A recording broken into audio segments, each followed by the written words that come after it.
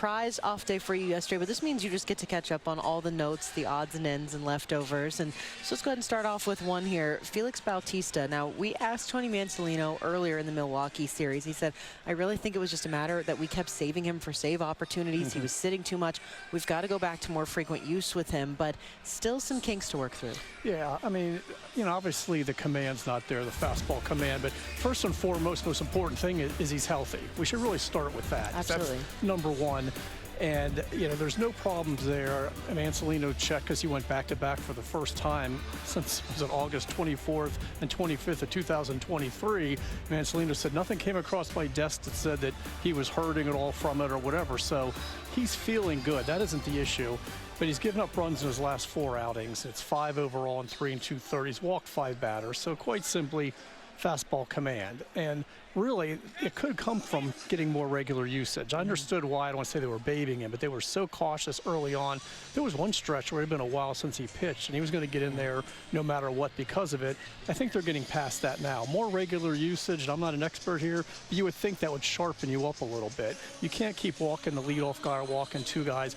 The velocity's fine. I think there was one outing during the stretch where he was maybe 95, 96, but I saw a couple of 98s in that last one. And that's good enough to get hitters out when you have that combo of the sinker and the split. But I also remember hearing a lot in spring training, oh, once the lights come up and the games count, that velo is going to tick back up. He's still not at 100, 101, 102.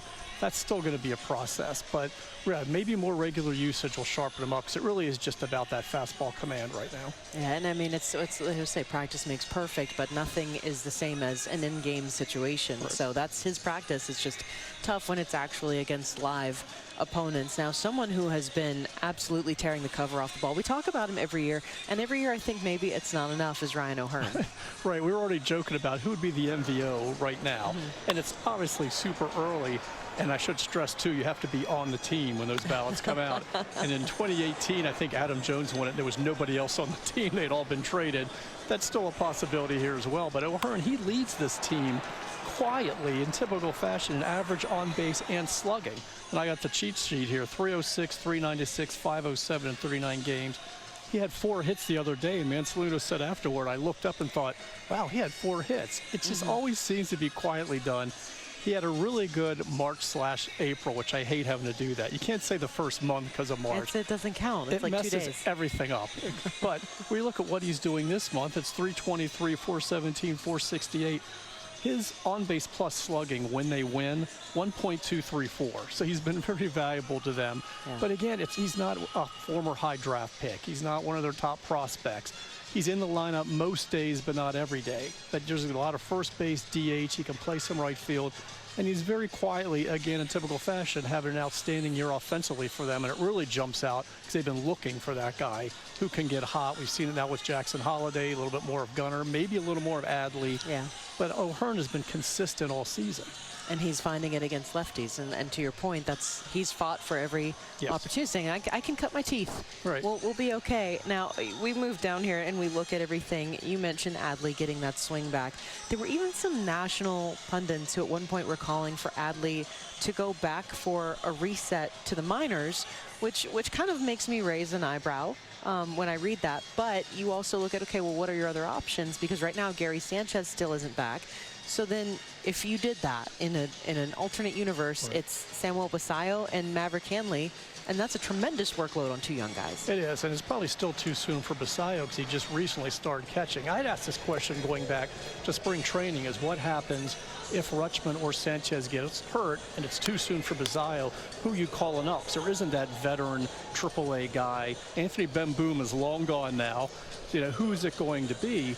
And at this point, it is Maverick Hanley. Now, Sanchez is, 3 for 30. He was supposed to be a guy who was going to supply some offense in that backup spot, 0 for 16 against left-handers. Normally, you don't care as much about that with a backup. No, Maverick Hanley's 1 for 17. That's far from their biggest problem right now. I'm just curious how far they ride with those two, and it depends on when Sanchez comes back.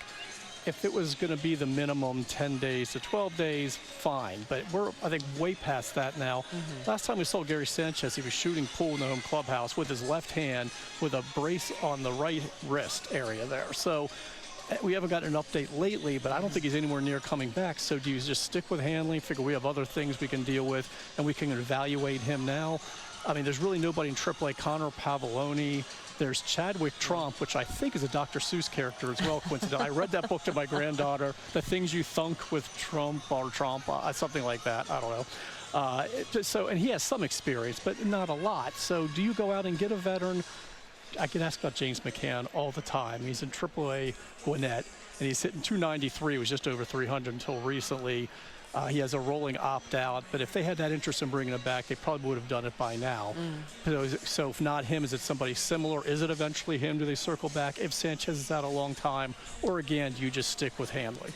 It's one that I'm really glad we don't have to make those decisions, but if we're on the inside of hearing a McCann phone call, that's one we want to be on top of. Now, off of the field here for a moment, because the first time I met Jim Henman was at an Aberdeen game, and I think that just sums up what an amazing, amazing man he is. He's cared about every aspect of every sport that Baltimore has had for all 89 years of his life, and I know he meant even more to you. Yeah, I mean, he's a legend for, you know, his experience. I don't know if there's anybody out there who knows more about this sport, and he dates back to before there was even a major league team in Baltimore. Before St. Louis moved here, he was going to games, the International League, Negro Leagues, and he's played it, he's coached it, he's written about it. But also, more than anything, just like the nicest guy you'd ever meet, a very sweet, kind soul, the kind of guy you said, but I wish there were more of them. And he meant so much to us, especially a young beat writer like me, and everybody's got a story, where you're kind of cutting your teeth here at this level, and you're nervous, and you're kind of learning how to do this. And there's Jim Henman. I knew of him before I knew him, just because News American, grew up reading that, and the Evening Sun, and then the Morning Sun. And he would always, with any young writer, be there to help them, encourage them, whatever you needed. And just a very kind man. And I mean, we knew this was coming. He'd been battling health issues for a while, and he was moved into hospice care earlier this week. So we were braced for it, but you still, when you get that phone call and the text messages, it's jarring, and it is a big loss. And like I said, everybody has a Jim Henman story because they loved him. We saw him in spring training. Thank goodness he was able to make it. Yeah. Immediately asked if my wife was there. He met Emily like one time and was sorry that he didn't get to see her. Opening day, the home opener, he's there. He's asking how I'm doing. I'm like, Jim, how are you doing, more importantly? And the biggest compliment I could pay for him is Joe Strauss, who I was on the beat with initially. Great guy, best writer, reporter I've ever been around, but he was a curmudgeon. He was a rough guy to get along with, and he loved Henny and looked forward to talking ball with him, as he would call it, all the time. The only official score he wouldn't cackle at when he gave a decision, hit or error, because Joe had so much respect for Henny and how well he knew the game, and they were just close friends. And I remember thinking, if Joe Strauss likes you that much, you got to be a really good guy. And we lost Joe to leukemia, so I'm kind of picturing the two of them talking ball again. I think that's absolutely beautiful. That is beautiful, isn't it, Wally? I think this is the best way we're going to end this segment here. Roch, thank you for joining us. And messing up the hair. A little levity right now as we get you